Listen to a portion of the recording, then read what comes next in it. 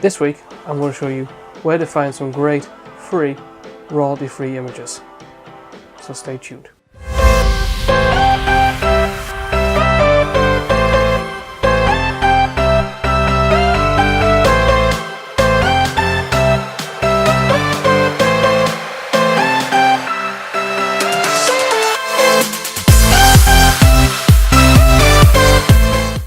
Hi, I'm Mark Jones, and this is Get Creative. Sometimes if you're designing like a poster or a flyer for an event and you want to use a photograph as the basis for that design, you might not always have the right photograph for what you need. For example, if you're trying to do a poster or flyer for a gig that you're doing and you want a crowd shot to be the main basis of what you use to put together that design, you might not always have a decent crowd photo on hand, or quite frankly you may not have any. So in that case, where do you get the image from to build that design? Well, one of the great ways you can do that is by using what you call royalty-free images. So what are royalty-free images? Well, royalty-free images are images that allow you to use these images, or allow you to share the images. Some of them are even allow you to modify those images, and they are free from copyright restrictions. So right now I'm going to show you just a couple of sites that I use regularly to get some great free royalty-free images from. Okay, so today I'm going to show you two websites that you can download royalty images from. The first one is a site called Gratisography. Gratisography is a website that features photographs taken by New York-based graphics and web design / photographer Ryan McGuire. All of the photos he uploads to this website are free to the general public and are stored via Dropbox. Links are 100% free from copyright restrictions. So I'm going to now pull that site up. I'm going to show you what it's like. So if you open up any web browser that you want and that you use, I'm now going to just type in www.gratisography.com. And this is what the site is like, and you can scroll down and you can see lots of different photographs that Ryan uploads and takes, and these are fantastic. And to simply download them, all you need to do is hover over one of your photographs, whatever one you want to download, and click the little download button. You'll then get a pop-up on your site, particularly if you use Firefox like I'm using now. It'll ask you if you want to open or save it. I just save them, and then you'll find, if you go to your downloads file folder, you'll find the image that you've just downloaded. So if I open that up in Windows Photo Viewer, as I'm working on Windows 8, you'll see I've just downloaded this photograph of a guy taking a photograph of this graffiti wall. So that there is Gratisography.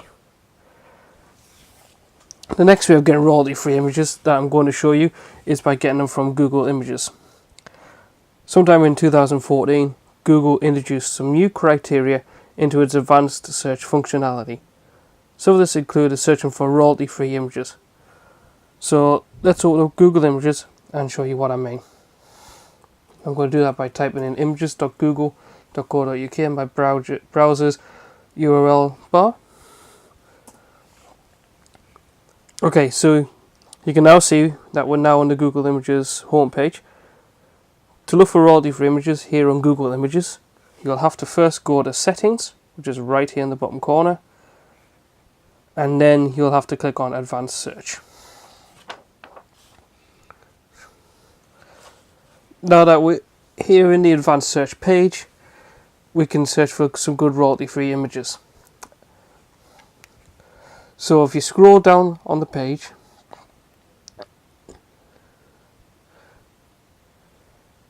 you'll see the box for usage rights. So I'm going to scroll down so my page is right at the bottom, just to give us the view to see everything that we're looking for.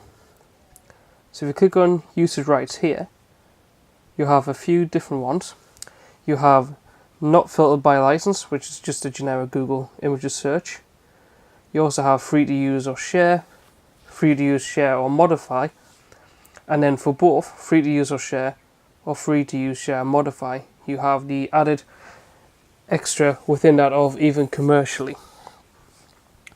From what I understand, the even commercially aspect just basically means you can use these images for the purposes of revenue. So if you were putting the images onto a concert ticket that you were producing, like in the example we gave earlier of designing a flyer for a concert that you didn't have an image of a crowd for like you wanted, the even commercial aspect would allow you to do that 100% legally. However, if I'm honest, just in my opinion, there might not be an opinion of everybody, but for free to use or share, I personally wouldn't use even commercially, as it doesn't allow you to make any changes to the images, doesn't allow you to take them into Photoshop, for example, and add a bit of a blur, or to add text over the top or whatever. It just basically allows you to share that image, display it at events, etc., and make money off that image. So I personally wouldn't go with that, just because, in my opinion, if someone spent the time to make an image like that and you can't add to it or make tweaks to it, then you're just making money off somebody else's work, which I don't really think is fair to the people who did the work in the first place.